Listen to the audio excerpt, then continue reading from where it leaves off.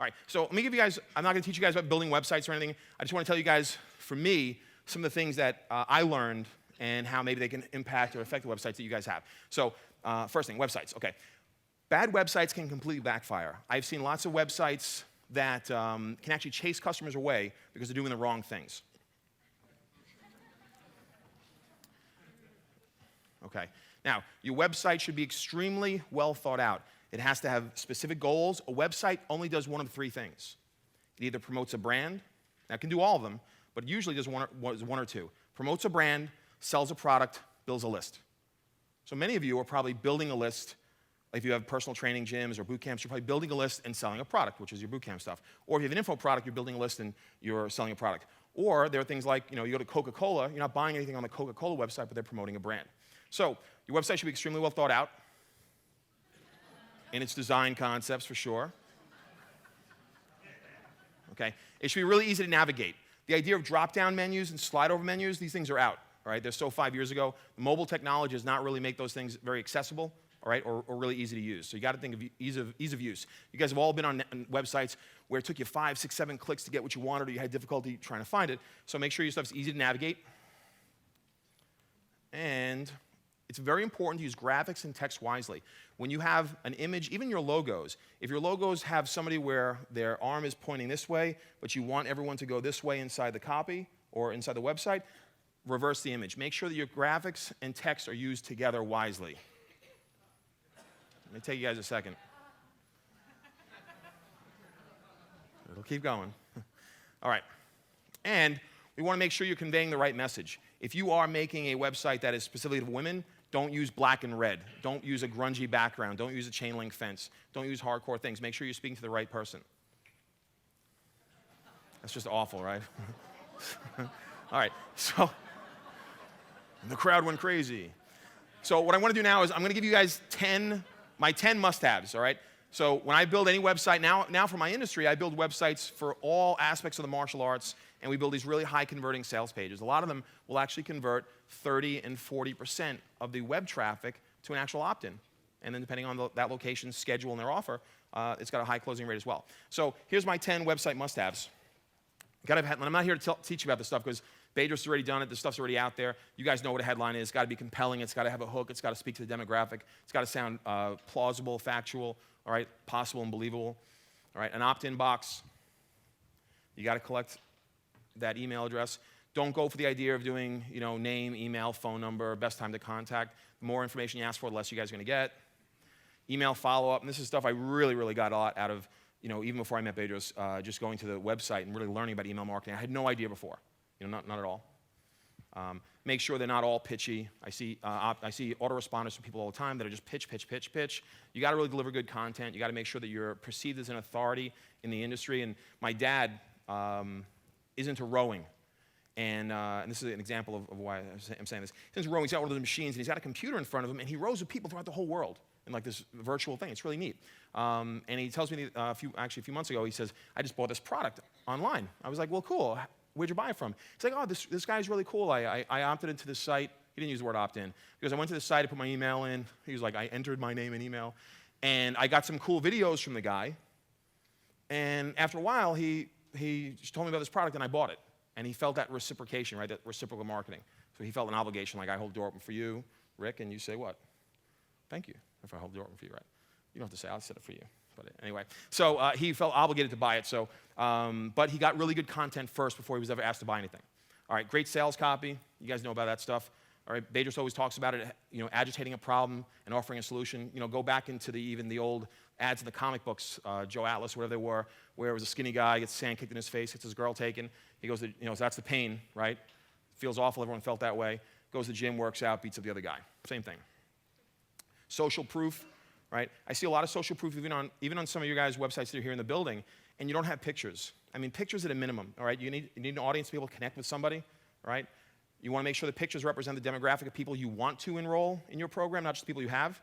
So if you want white, black, Spanish, whatever ethnic group, age, young, middle age, senior citizens, whatever.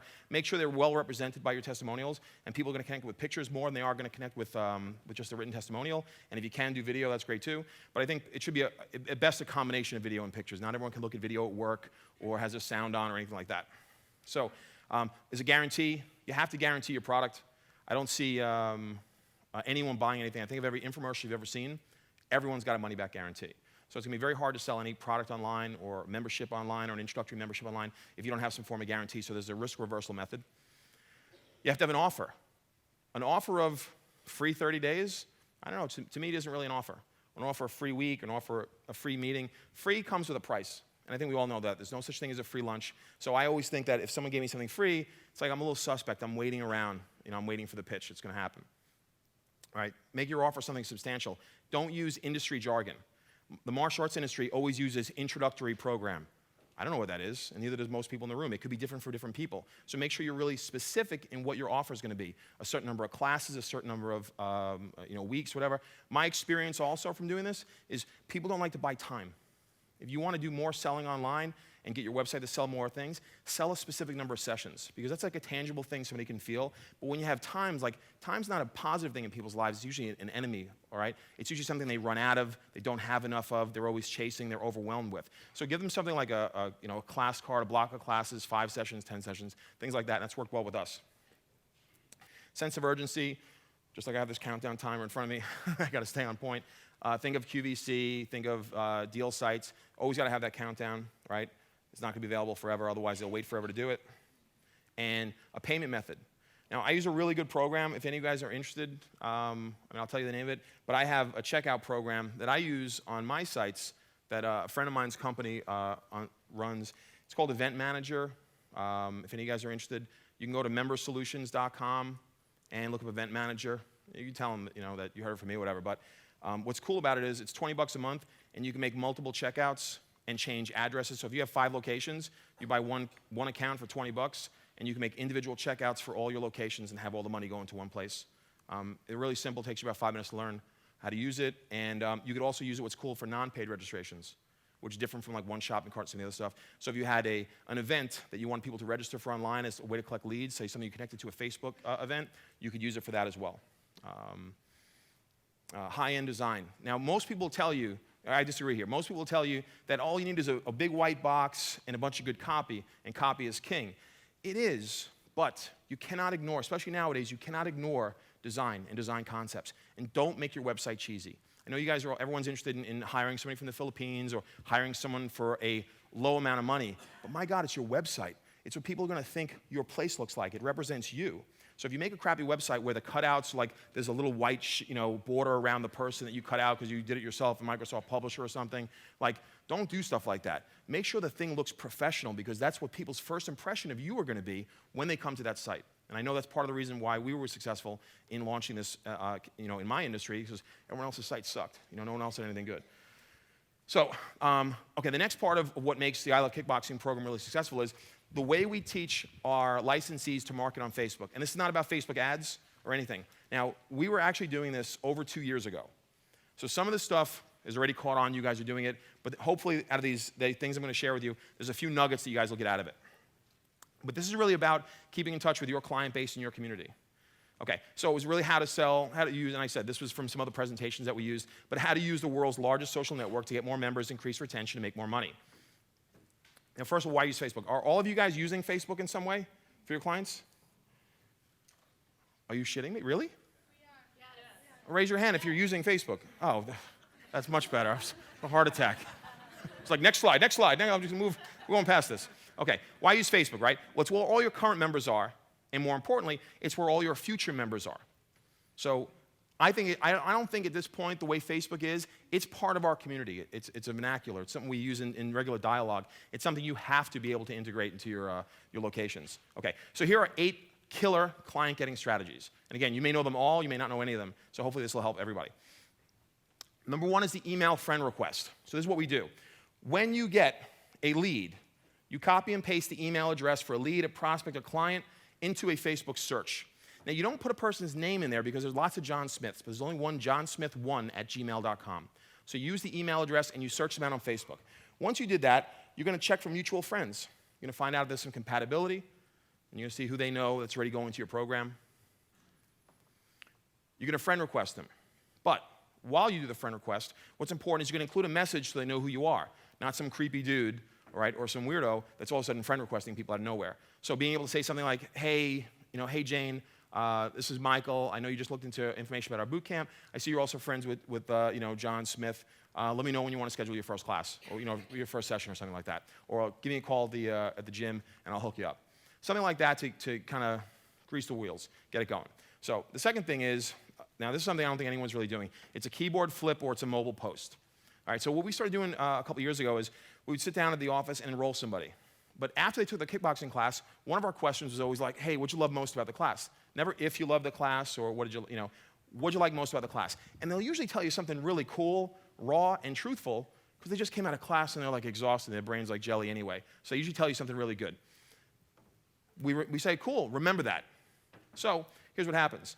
Have your newest member post on their Facebook page about how much you love the class, how much they love the class. Now what we do is, they're sitting at the desk, they just signed up their agreement, we literally take the keyboard and turn it towards them. Say, remember what you told me?